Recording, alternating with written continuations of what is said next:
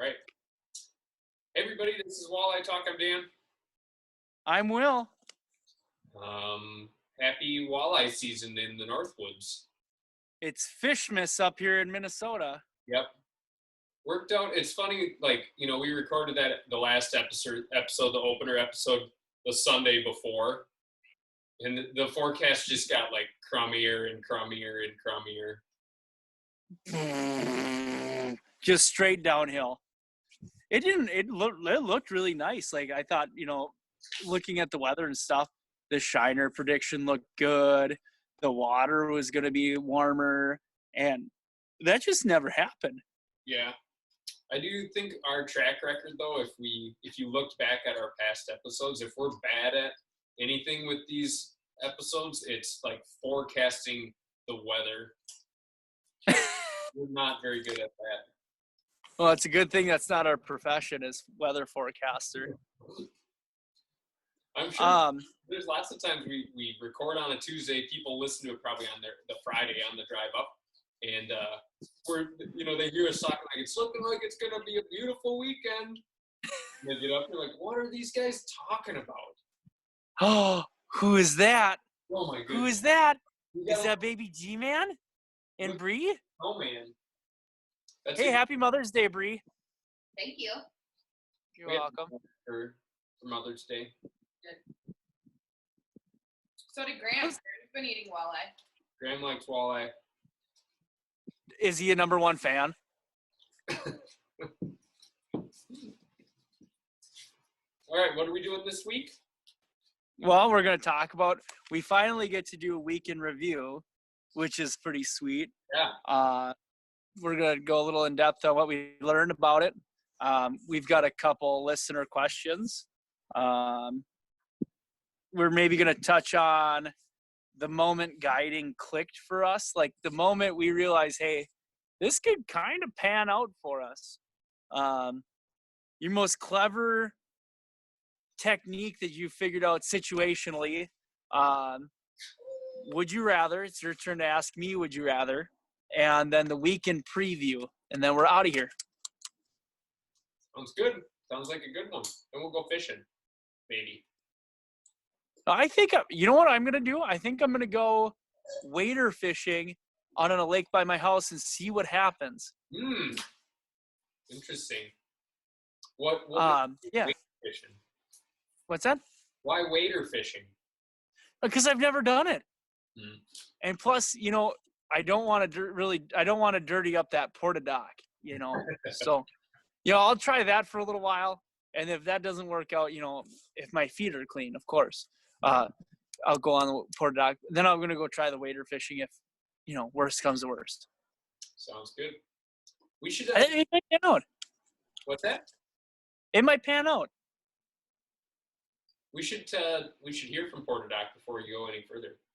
Having fun in the sun on the lake all day long. Porta-doc.com. Porta-doc.com. Find your local Porta Doc dealer today. Porta-doc.com. If you guys are interested in ordering a t-shirt, there they are on Dan's. What does it say on there, Dan? It says Walleye Talk with Will and Dan, the best fishing podcast you've never heard of. Unbelievable. What a tagline. Yeah. It's got our ugly mugs on it. One thing we got to keep in mind is that our best pitch is just an absolutely shameless pitch. Whether we're selling t-shirts or our advertisers, it's just got to be shameless. And we can be good about it because we actually like the people who advertise on the podcast. My parents got Porta Doc. Oh, yeah? Just had a brand new one put in, and 8 minutes after it was in, my aunt was over there, and she was just smashing big bluegills off it. They're fish catchers, man. You're joking me. No. So are Porta Docs the warrior boats of the dock industry? I think so, yeah. And I think where would a guy pick one of them up from? You could look at the Muskie House Marine in Longville, Minnesota. They deal with premier pontoons, Porta Doc, and warrior boats. All of them. If you're asking me, that's just a recipe for whaling on them. Dude, if imagine how much fun you could have in that store, right? So you had a blank check. You just walked into Tony and you're like, here's what I want. I want a 2090. I want a 208. I want a Premier pontoon and all the docking that I need to get all of those on one system. But do not cash that check till Monday.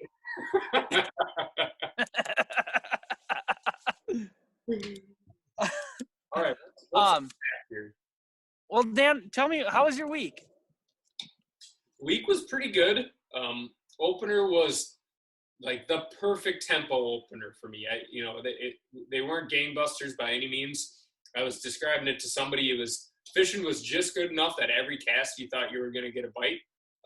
But it also wasn't happening every cast. You had to work for them. I felt like, well, on Friday evening we did a little bit of scouting, and I drove a break line that we'd fished in the past on opener, and there was just a pile of fish there. And then I drove another random break line, and there were a pile of fish there. And throughout the weekend, we did a lot of driving, and those two schools of fish are where we caught 90% of our fish. So really, just those random break line and then your tried and true spot. Yep. Only two real concentrations of fish we found. We'd see, some odd ducks here or there, but just a couple schools, and luckily they stayed put, and then they were cooperative enough to make it a pretty fun opener. Cass Lake has a bunch of big perch in it too right now. So you catch, and they're mixed right in with the walleyes right now. So good for fish fry for sure. And yeah, it was a lot of fun. Sunday was a lot tougher for us. We were maybe not quite as driven Sunday morning either, but fishing was considerably slower. Did you fish through all that snow too? It's funny because I was looking at pictures from the Longville area, and people had snow on the ground and stuff around here. And Cass Lake, we had a few snowflakes between like 11 and 12 o'clock on opener.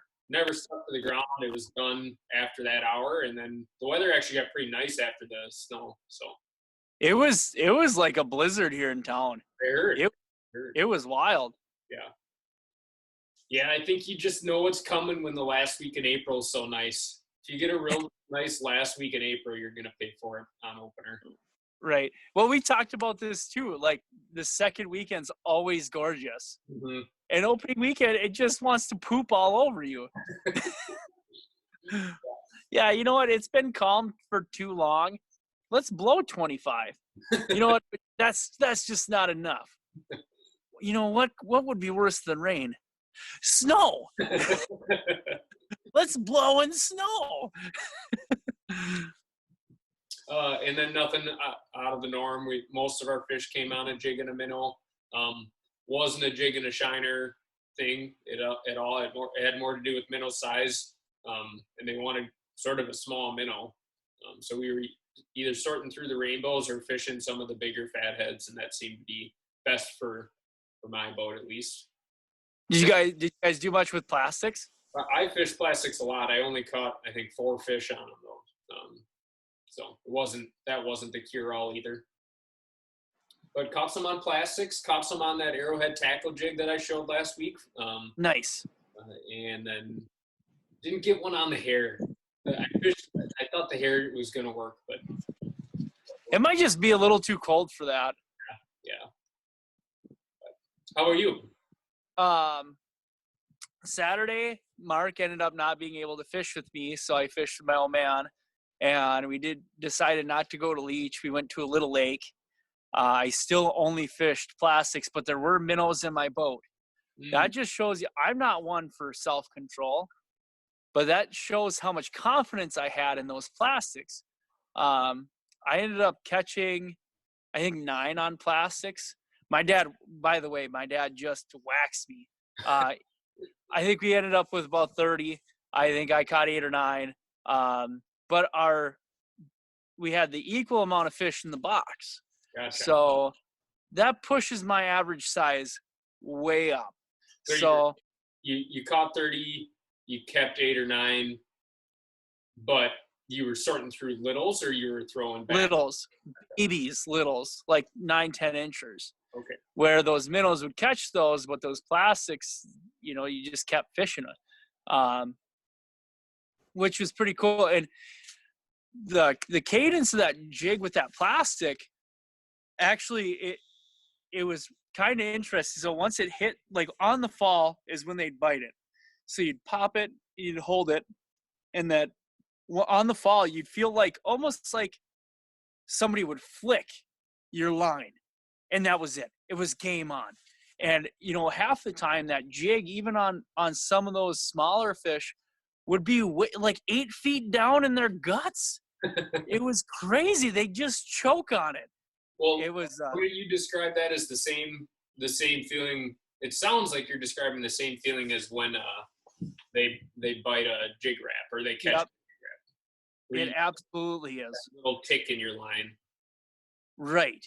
It's really similar to that. It's I don't know. I'm not going to say it's the next best thing, but it's definitely my new project. I'm going to try really hard to get very good at it. It's very fun. Yeah.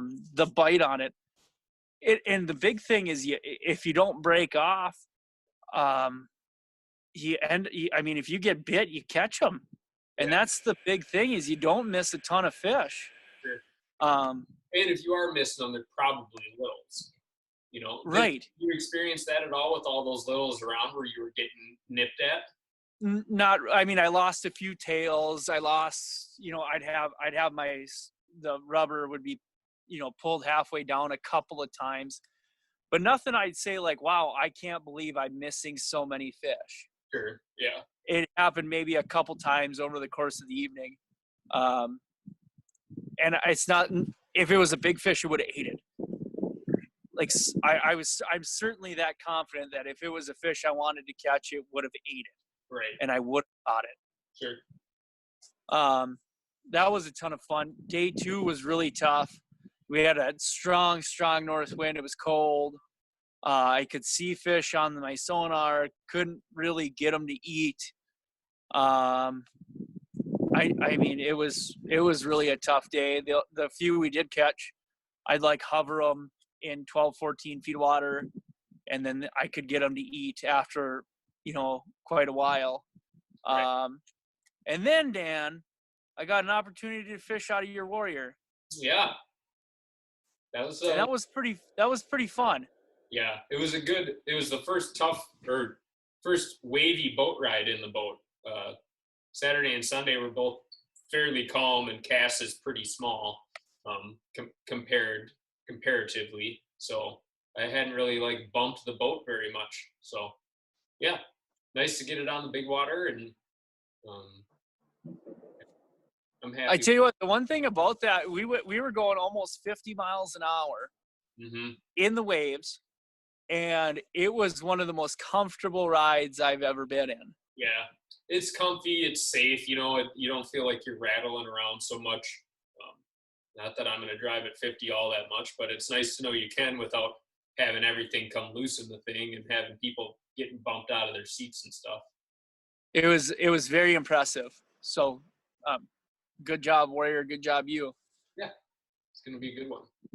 I'd say the general trend was most people who fished leech, I think, did end up figuring them out eventually. I know there were some slow reports, but I think folks who stuck with it ended up either finding the right bottom fish at the right time or finding a technique that worked.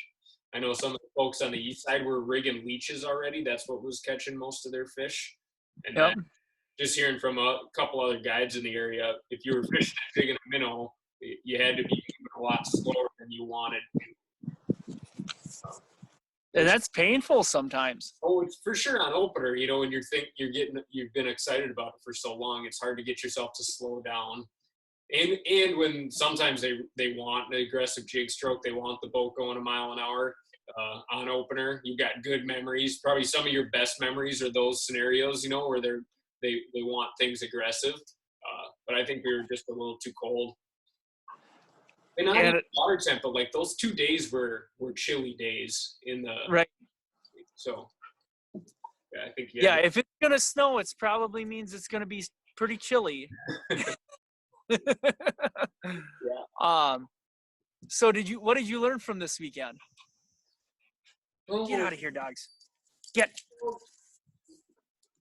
Kind of that I like the tradition part of opener a little bit. Years past I've had sort of the attitude to try something new, get out of the comfort zone. But this year I was real happy just like settling right in there. Obviously you want to make sure there's fish around and you've got a good fishing opportunity, but I was pretty happy with just sticking with the tried and true for this one and embracing the tradition part of it,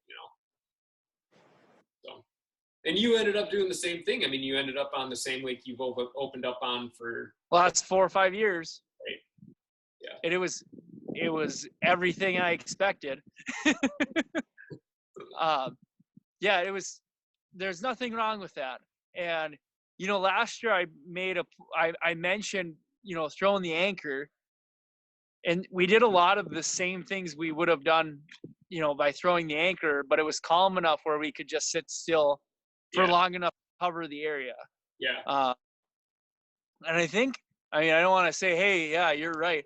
But I think in that situation, I was pretty correct. And the plastics is a very important tool that I'm going to learn even better.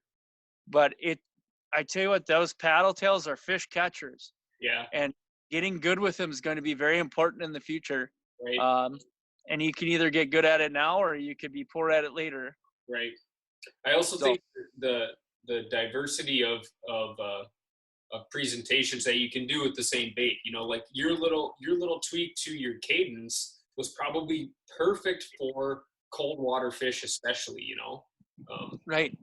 Like I think you're taking a bait that you can fish pretty aggressively, you can fish pretty quick, but then you can also get pretty good action out of them at a slower pace, which is probably what, especially the bigger fish, wanted on that cold weekend. They wanted a big meal. You're fishing a 4-inch paddle tail, I assume, right? Yep, 3 and 4. 3 and 4, but fishing it at a slower speed, and you do a lot with them. Yeah, and one thing in the shallow water too, especially if you're fishing Carragrass, is it allows you to fish above it where you can't just swim a shiner or a fathead through that because it sinks so much faster. The plastic allows you to slow things down. And I'm very excited to see what happens this week with the water going to warm up and the minnow's going to push shallow. What it's going to do, if I'm going to have to try and make those fish react, or if I can continue to do the same cadence with the 1 foot lift in the hold and they still eat it. Right. I'm trying to think of different ways to move those baits and still get them to bite. Right. But it's like a magic trick. Like, hey, the wally's like, hey, you wanna see this jig disappear? Chomp. The jig's just missing. And you absolutely whooped on me on that would have been Monday with them. It was embarrassing. It reminded me of Ricky Bobby. Remember the story of Ricky Bobby when he has this like horrific thing happen to him, and then his son has some really good advice for him on getting some things back and getting after. That's how I felt after that evening. I was just recuperating a few of my losses from previous endeavors. I mean, I remember, how far back do you want to take this, Dan? I can mention a lot of different times where I've got my butt whooped by you. So this is just me getting a little bit of revenge. Right. Like you said, enjoy your night, Sonny Jim. But there's something to be said, Dan. You can mock it all you want. There's something to be said about that June bug jig on a spring evening. Did you see that sucker? I did. I sure didn't. It was so deep in their throats. Oh my gosh. It was just choke. The worst turn of the night is when I could tell you were starting to feel bad for me. Like that's. I never felt bad for you. And you did. You were like, There's a big difference about feeling good for me and bad for you. no, because near the end, you were like, what do you want to do here, Dan? Do you want to give it one more drift? And it was obviously like the end of the night. And then you caught another one. Oh yeah, I think I caught another 2. No, I caught 1 more. But it was wild, dude. Like what were we in, 5 feet of water? Yeah.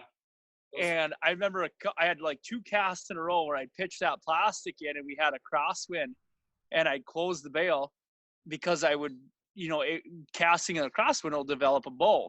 So I stopped that jig, I stopped the line from going out, and it would straighten out that line.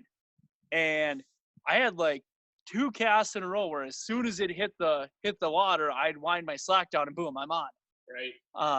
I don't know if that had more to do with jig placement or just the profile of the bait, but that was super cool. And that was in like 2 or 3 feet of water. Right. Well, that jig landed, especially that shallow. It landing is probably a pretty big disturbance. It catches their attention if they're within 10 feet of where that jig landed and they see that disruption. That's maybe why you get those bites real quick, real shallow like that. That or you landed right on their head.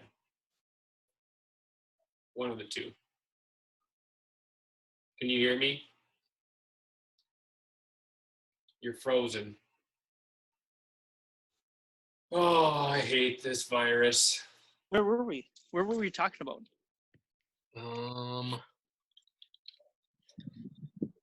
don't remember. We were talking about, I know one thing I wanted to talk about. Another thing I learned about plastic, or about from this weekend, is the variety of plastics. So more than just Kitech Easy Shine, there's more than just Kitech Easy Shiners out there. As far as paddle tails, I haven't done any exploration with fork tails or with drop shot plastics, but just in the difference of paddle tails, I caught fish on Berkeley Ripple Shads, Kitech Easy Shiners, Impulse paddle minnows, but I didn't catch any on the Kitech Fat Swimmer, but I think I will once the water gets warm. Yeah, that's they're like the model that there's like ribbing throughout the body. Yes. Yeah. But I think it's going to be good. Yeah, I think so. I know a guy who's got a lot of confidence in that. He's a river fisherman, which has kind of bit me in the past as far as plastics go. I don't know that all of what works on the river doesn't always equate to working so well on our lakes, but the Moxie is the prime example. Right. I didn't catch a fish on a Moxie. I tried a Moxie. I never caught a fish on a Moxie. Yeah. I do know a guy, he fishes the west side of Leech, who does pretty well on the same plastics, on B-fish and stuff, on the west side. So it might also be something specific to that plastic. Maybe there's a little bit more of a learning curve as to how to fish them, Right. Which is one thing I really liked about Kitech's, especially, is not only did it not take long for me to learn how to fish them correctly, but I thought it was something I was going to be able to do with clients, and that they would pick it up just as quickly as they pick up rigging or jigging, And you proved that one day with the father and 2 sons on Wabido. Yep. Yeah. Where everybody was catching them on them. Right. Yeah, good thing to add to the arsenal.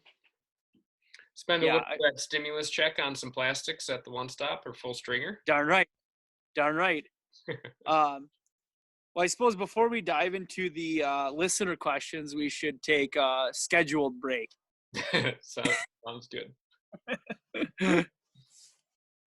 Walleye Talk is presented by Ranger Nets. Ranger proudly boasts a wide variety of panfish, walleye, and musky nets. From nylon to rubber-coated and rubber netting, it has something for everybody at the right price range and the high quality that everyone expects from a net. So let's continue on. We have a couple listener questions. And I believe you dealt with both of them, so why don't you go ahead and ask them? All right, we had one gentleman, and this was actually a question from our 2019 season, but he left a comment on a YouTube video which I don't always see. So he's a Minnesota guy, moved to Colorado. He said he liked the podcast because he likes to hear he said he likes to hear the accents from the home country. You have an accent. And he was just asking for some tips on fishing from shore or fishing from a non-motorized boat, so a canoe or a kayak or something. And I think I'm by no means an expert, but in our neck of the woods at least, and I think it's transferable to a lot of different places, is they're not all created equal. You can't just find a dock on a good walleye lake and feel good about catching fish. The biggest variable up here when I think about where you can fish from shore is finding deep enough water to make it worth your time, at least for anything besides right at dark. There are some real good lakes that have accesses that have 100 yards of 4 foot of water before it breaks.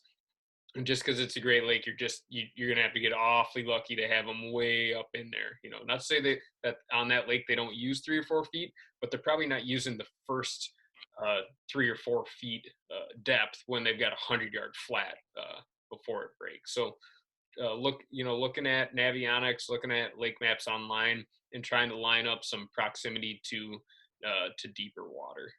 And my suggestion was going to be to make sure you're fishing your peak hours or after dark. Yeah.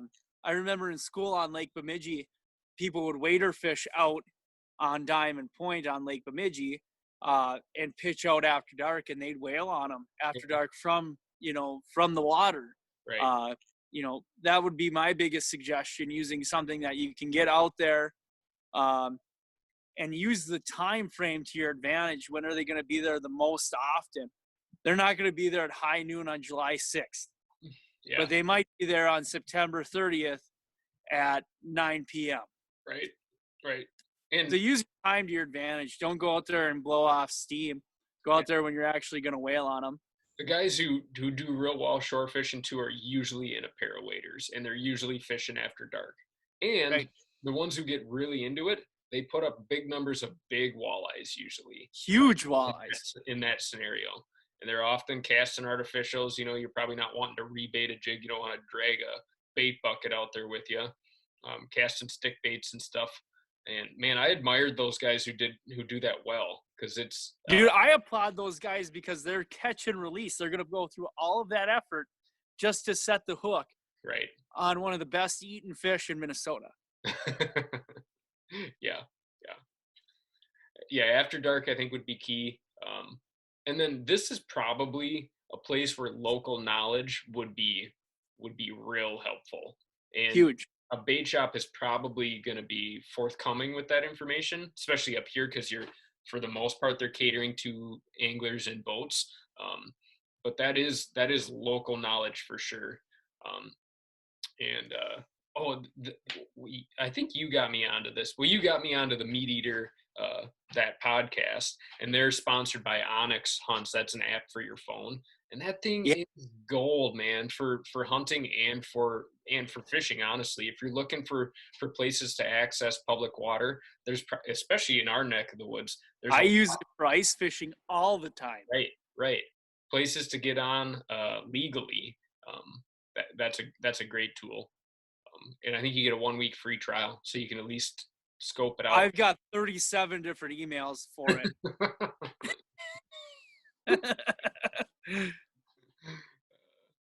But yeah, that's a great point.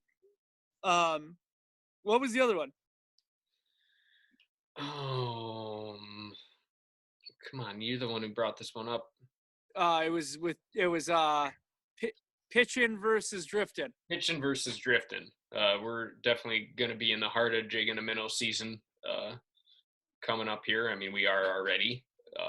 And a listener asked, when do you decide to pitch and when do you decide to drift? And I wrote him an email because I don't think we'll cover all of it in this one episode. I do think we've addressed it a couple other times. But I think it starts with your idea of how spread out the fish are. So one way to maybe start the discussion would be battle point on the east side of Leech.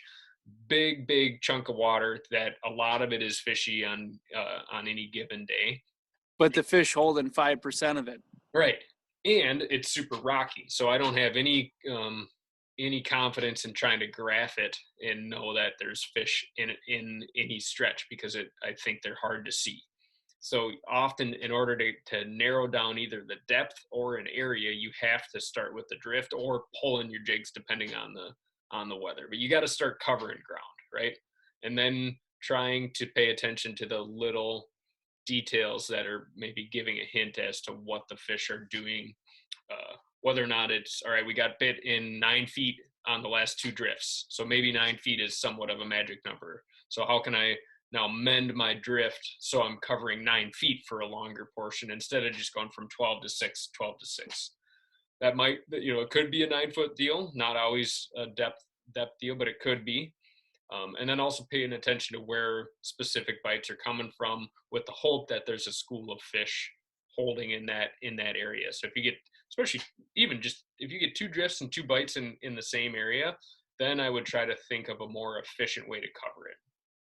And what people will get their hopes too high. So a good drift is, especially on a driftwood that's only 200 yards long, where they want 2 or 3 bites in a drift.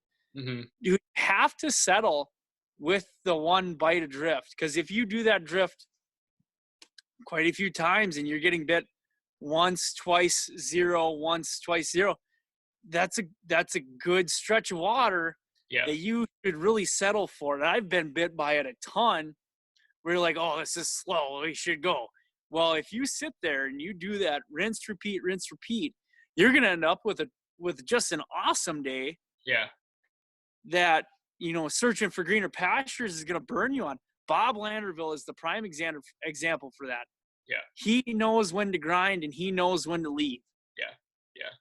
And your day, how it ends up at the end, you can get to 10 fish a lot of different ways in a couple hours of fishing. You can get to 10 fish in 15 minutes right at the end, right? Or any window in there where you land on a pot of fish. And that's super fun for sure. But you can also get to 10 by getting a fish every 20 minutes, right. And having it be slow and steady. It's very hard to know when what the right call is. I would, if you have the ability to hold and pitch at a spot, I would at least try it, sacrifice 15, 20 minutes to try that, to see if it's a pretty small sacrifice for something that could pay off very large. Yeah, right. And I think we both agree that pitching is a more efficient way to, if it's going to work, there's a lot of fish in a small area, so you're going to have a pretty good bite. Right. And especially if you're going to be fishing late, or either early in the morning or late afternoon, where those fish are going to be concentrated, going to be in the shallower water, you're going to want to pitch at it. If you're looking at small weedy points or small rocky points, cast up there, catch them when you can. And then once they disperse, once the daylight comes, or, if you wait for them, which, if you talk to a lot of the better anglers, I mean, they're going to tell you that, they don't even, like Ted Takasaki. I remember watching a TV show with him, and he was talking about something, how he doesn't even own an anchor. And I think that's pretty silly, because I use that anchor or spot lock, either one, to my advantage a ton. And I've had most of my lots of fish nights, afternoons, come with an anchor or a spot lock engaged. Yeah, right. And that's where pitching really comes into play, because you're dealing with high concentrations of fish in a small area, where drifting's not going to catch them as efficiently, Yeah. And it also completely has to do with the body of water you're on too. Certainly. Some of these smaller ones, like Wabido, I would never drift more than a couple 100 yards probably on Wabido. Right. I have very specific, and I didn't that's just from being out there a lot. There are very little areas that hold a high concentration of life on that particular lake. So Nowadays, I'll try to expedite the process by only concentrating on the areas that I know produce fish instead of just doing long pulls or long drifts on. So when you're working, let's say you're working at that 200-yard stretch, will you stop the boat in the 20-yard section where you've done well in the past? I guess I'd give myself a buffer on either side. It depends a little bit on. There are a lot of like just weed line stretches that on a map aren't going to stick out as to why the fish use them. They just do for. I'm sure they have There's a yellow raft. Shh. They just use that, so that would be an example. I'd give myself a little bit of a buffer, but it's a weed edge that's produced in the past. But then on that lake, there's lots of little tiny points that produce fish, and those are very much, in my opinion, spot on the spot. So I'm going to make sure I can fish the windward side and the leeward side and the tip of it for a while. But that's about it, you know. That makes sense. Yeah, I'm in. You're in. Yeah, that was a good question. He wrote me a follow-up email saying he was specifically talking about, I think, Sucker Bay using side scan to find fish and then pitch at them. And that's what I did on opener. Cast Lake that's very important if they're going to be in shallow water to not be over the top of them. You know, that's another variable we didn't even hit on, but and the side scan's going to tell you a lot too. Are there little pods of fish scattered for 300 yards, and you've got a nice 10-mile-an-hour wind? It's probably still better to drift it, right? Because you're going to be hitting those different pods at a different frequency, you know. And with 10 miles an hour of wind, you're going to have enough cover where your boat's not going to bust. Right. And that's your big thing that you got to worry about when you're pitching compared to drifting is, especially in shallow water, is am I going to bust these fish? Right. There's a lot that goes to it, though. It's a catch-22. The better you get with your graphs, like yesterday I was on Woman Lake and I was using my imaging to find fish off to the left or right side, and I'd see little pods of like, I don't know, 6 to 10 of them maybe, and then I'd get a bite or two out of that, and then I was milking that area because I knew that pot of fish was around. But on this given day, it occurred to me that I wasn't going to catch every fish out of that pod. You know, I think I caught 2 out of a pod, and then either that pod busted up or those were the only ones that wanted to bite. You know, it was 7 o'clock in the evening, so still a long time before their feeding hour. Whereas that the whole break line that I found that pot of fish had fish on it, the whole break did, and I probably would have been better off recognizing the trend, 18 to 20 feet of water on this break line. Let's just cover some ground and get bites as we go, instead of finding particular pods and trying to hover over them. And that's going to change too when the water warms up. Yeah. But yeah, anyway, I think we should move on. So we were talking in the boat, a little bit of boat chat. What your most, the moment when, while you were guiding, it just clicked for you, like, yeah, I think I'm going to be pretty successful at this. Like, I think I can do my job well. And you had a pretty story I really appreciated. Well, the story I told you was my first year in one of my first trips on Woman Lake. I just had a pretty darn good day with these guys, and it caught me by surprise. And that's something now I'm sort of used to it. So as back in those days, I had, that trip was on a Friday, and I didn't have any trips the 5 days before it. So I pre-fished Woman Lake for like 4 or 5 days in a row. And so I had a pretty good idea of where to find some fish. But in those 4 or 5 days, I probably didn't catch more than 3 or 4 fish any one of those days, And part of that is like, all right, I learned what I needed to from this spot. I'm going to go look. But it all kind of came together that one particular day. and just had a banner day with these customers. And most of our fish came afternoon in pretty tough conditions. And it was not only the right school of fish, but we had narrowed down throughout the day, throughout the guide day, really narrowed down what was going to be working or what was working best, So the customers were with me for part of the learning curve. And then it came together. Those guys have fished with me probably 6 times now. They fished with me again last year. Yeah, it was fun. A little bit of luck, man. Your first season, especially, if you're out there enough, you're going to get lucky one of those times. And that one involved a little bit of luck, but it also made me feel like, yeah, I did the work behind it, and it paid off. It started the whole domino effect for you. Yeah. But a couple of my early trips, though, if you've listened to this podcast, you've heard me talk about Farmer Bob. He's a good buddy of mine now, and I fished the one-stop tournament with him. The first day I fished with him, when I started guiding, I was bartending, working at a restaurant, and I met him there, and he booked me, and I was like pretty nervous about it, and we just smashed, dude. And it was just more luck than anything. It was like a 40 fish day, the first day I fished with the guy, and yeah.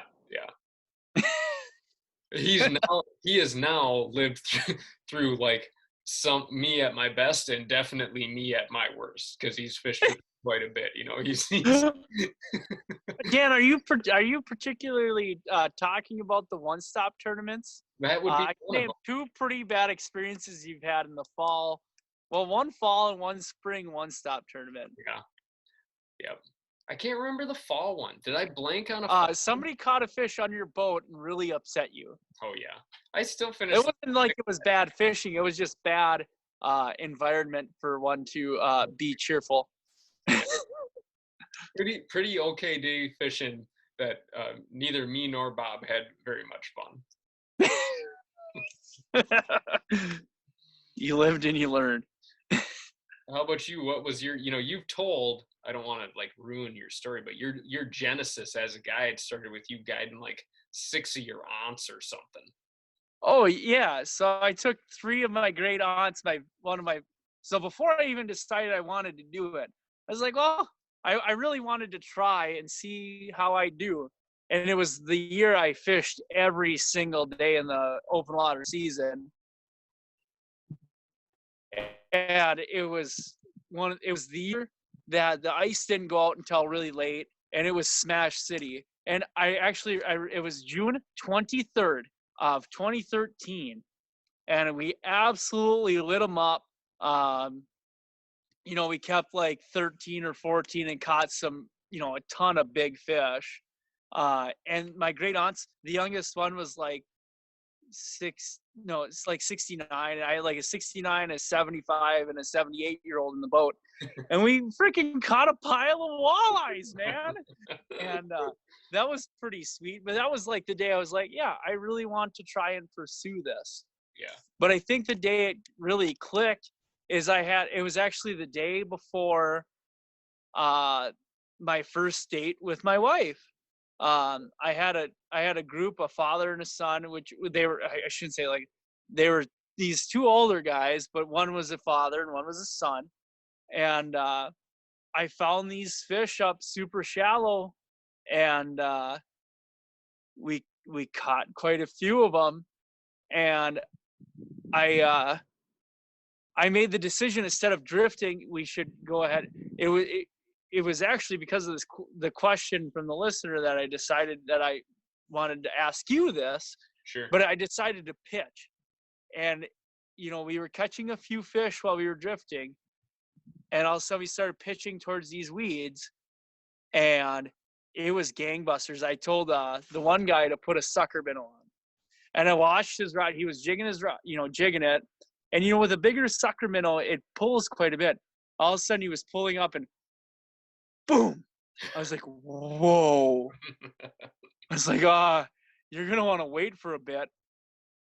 And it was like a 25-incher after he ended up catching it. But we ended up with like, I don't know, 20 fish in the boat. on a end of October day that I had no business catching 25 walleyes on or something like that, Yeah. It was really a good experience, and I was like, yeah, I think I can be pretty good at this. Yeah.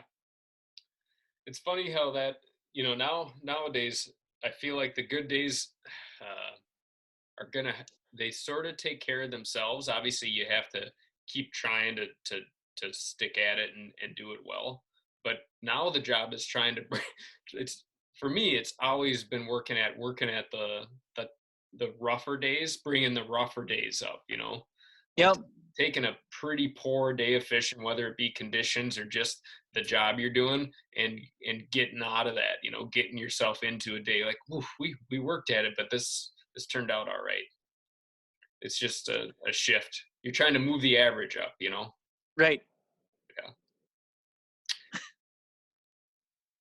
Good question. What? Nothing. We're good. What were you gonna say? Tell me.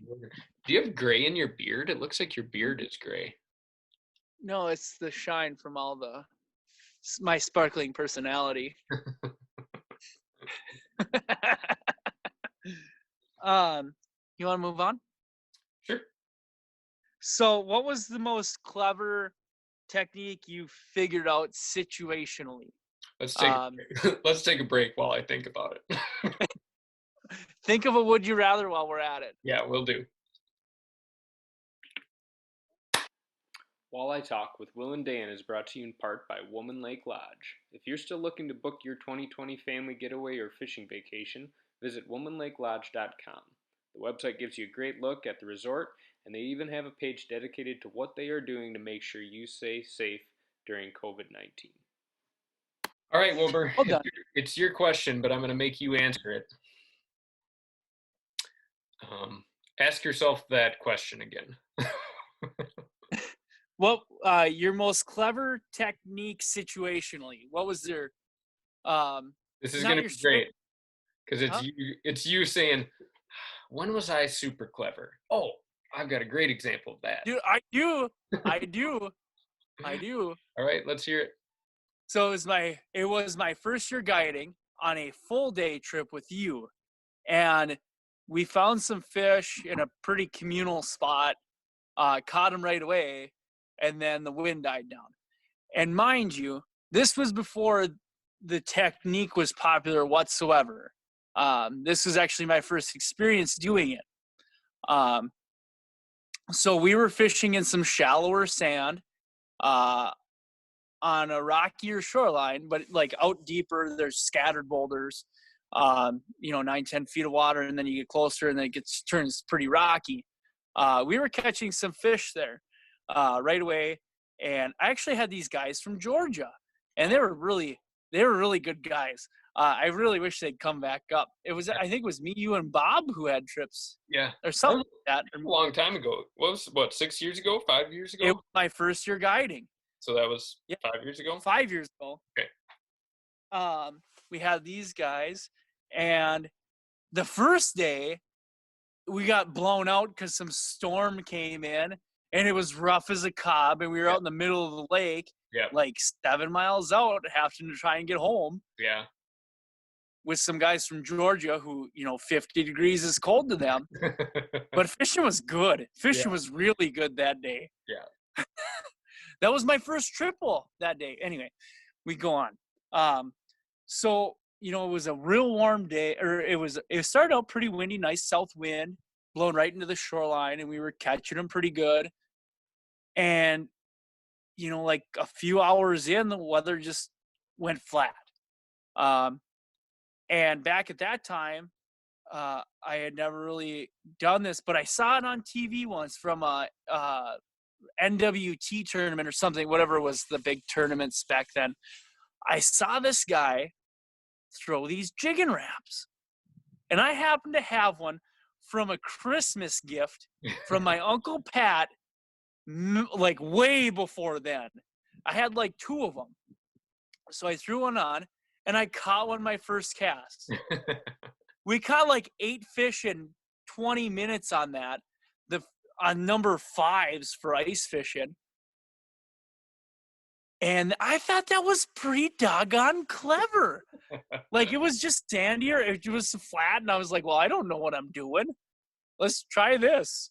Right. You know, I wasn't about to pull a Lindy rig in 9 feet of water. Yeah. So we pitched these things around and we caught fish. The first time I've ever done it. We caught, like 10 fish on them. It was during the crayfish molt. And that's what got me thinking, because the crayfish molt was heavy. Like, the fish in my live well were puking up crayfish. I was like, well, I got a bright orange one. Well, give it a shot. And that was my first experience with jig wraps. It was a ton of fun. That was my most clever way out of it. And before, like, anybody was doing it. Right. At least That was in our community, nobody was really. I mean, I think. Well, yeah, it was at the start of, like, northern Minnesota. That's when guys were starting to do it. Like, I remember the MWC on Cass Lake, the first one I fished, there were guys doing it, but not now. Everybody's doing it. Right. That's funny. I thought that was clever. For sure. I swear to God, my story. I didn't have a great one, but what I was gonna say is last year, we fish and talk about jig wraps a lot. Last year was a lackluster year for them. Actually, it wasn't you didn't always feel clever with them. But I had one trip last year where number fives. I don't fish number fives at all, but this same school of fish had been eating everything before. They were eating jig wraps. They were eating, I was pitching bobbers at them. I was rigging leeches at them. I was rigging crawlers. And then I was stuck in what was looking like it was going to be a tough morning. And we ended up catching them all in the last hour and a half on number fives, which I never fish. We just downsized a little bit. And for whatever reason, that was the cure for the day. And I don't even have a good answer for why. But it also made me. Was that on one of the littles? That was on leech. Yep. Right at the end, the mayflies have been out for a while, but when I usually predict that I'm going to start to struggle, might have been my last trip on leech for the first half of the season. I tend to take a bit of a break from that in July, essentially. And it might have been my last good one out there. And we solved it with number fives, which is pretty fun. And both guys in my boat are pretty good fishermen. They fish out of Pikedale a lot, and they had never caught a fish on a jig wrap. So at least from the outside, it appeared that I was clever. You know what's going to make a big difference today? 2 centimeters. We're going to go from 7 to 5. Right. Wiener joke. Wiener joke. I was gonna make a real one, but that works. Okay. Well, the last thing before the weekend preview is would you rather, and I gave you a would you rather last week, so it's on you to give me a would you rather. All right. So in this fictional scenario, you're a full-time guide, but you're going to do 150 trips in this season, and you're going to do 150 muskie trips or 150 bass trips. Which would you prefer and why? Yuck! Oh my gosh. Boy, there's a ton of disadvantage to both. It's only 1 year or two. After this season, you're back to guiding as you see fit. But this year, you're going to do a bunch of one of those two. Okay, so recreational muskie fishing is pretty fun, but I would say recreational bass fishing is also pretty fun. But to say, yes, I want you to go catch some brown and green fish. I don't think that sounds that fun professionally. Unless you can get by with only using frogs, and you'll never get by with only using frogs. And muskie fishing, I feel like you'd hurt yourself if you fish muskie hard for 150 days a year. And I'm way too fat and out of shape to do that. That or you get addicted to like 4 energy drinks a day. Boy, that's a tough one. We're gonna need an answer here. I think the cop out would be let's fish bass 150 days a year, right? Because that's going to be the easier choice. You're going to have tons of big fish days. People are going to be super happy. But I think I would still go with the muskie trips because of the satisfaction. And to be a quote unquote good muskie fisherman, you don't have to catch all that many muskies, right? If I catch 20 muskies over the course of, well, I guess it'd probably be more like 40 or 50 muskies over the course of the season. That's one every 3 days. You'd have to catch more than that, probably 50 muskies in your boat, which I don't see that if you're fishing every single day, morning, evening. That really doesn't seem like that many. Because you're going to have days in August and September where you're going to catch 5. Right. So the average is going to balance out. I would go with muskies. Plus, I really enjoy that too. And I think as a guide, you could really get yourself to be like a situational fisherman too. Like, okay, I'm just going to like look around here and then cast around and, hook up. I think you could build yourself in some rests. Yeah, that's it. Muskie fisherman. Final answer. Nice. I liked you. We got to really take a deep look into what's going on inside of your head, which is... Dude, frogging's really fun, but you can't do it all the time. Frogging's super fun. Interesting choice. I thought you were going to arrive at the other answer. Well, could I rig giant minnows for smallmouth and still be considered a bass fisherman? I don't know. I think that's frowned upon amongst the smallmouth community. Right. Your answer is locked in, but think about if you did bass fish for 150 years, when you go back into your walleye season, how much bass fishing is going to be taking place? Like there's a lot more overlap between presentations, Right. But you're right about fish in the moment. You might learn how to do that better. Guiding muskies all. Right.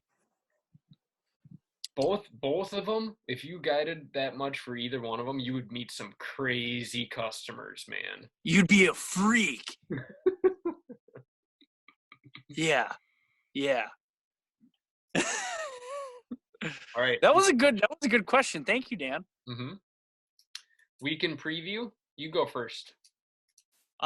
Weather is actually gonna warm up a bunch after today. Fish are gonna be super shallow. Gonna fish leech as much as I can. Gonna fish the sand. Jig and plastic shiners are a little more available. Wouldn't count on them as of like today, but if you can grab them.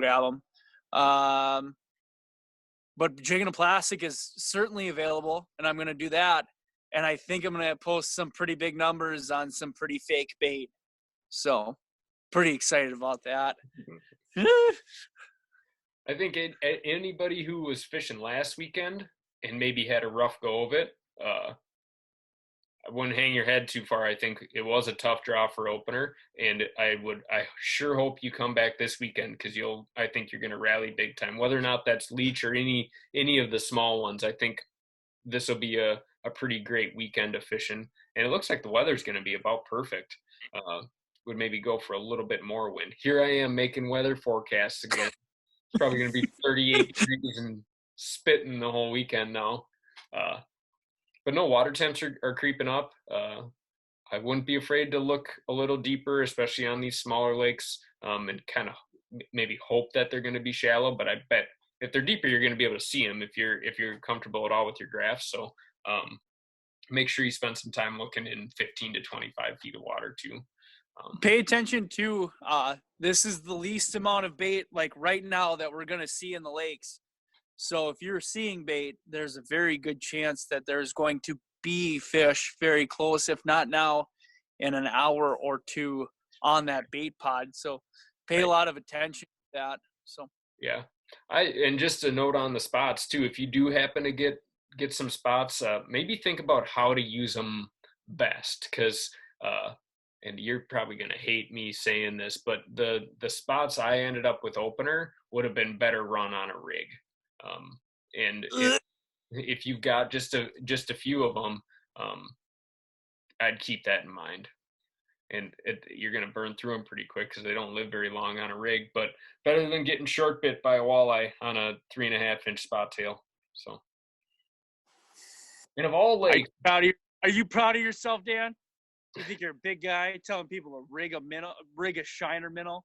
I know that I beat you in the one-stop tournament a couple years ago doing that. Let me tell you what, I was in the biggest funk of my life. Yeah. Here come the excuses.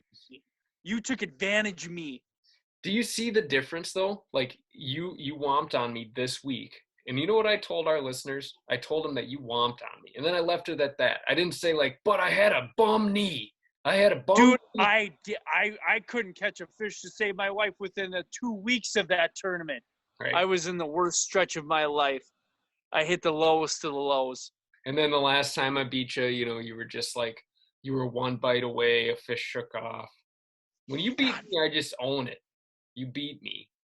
But when I beat you, you seem to have just a little bit of an excuse for how I beat you. Some of us handle failure better than others, Dan. All right? Oh, man. All right. Pretty crazy. We should maybe get up. All right, this is Walleye Talk. Gotta reel this one back in. I'm sending us off. What's that? I'm sending us off. This is Walleye Talk. I'm Dan. I'm Will. Thank you for listening. Good luck fishing. Buy a t-shirt.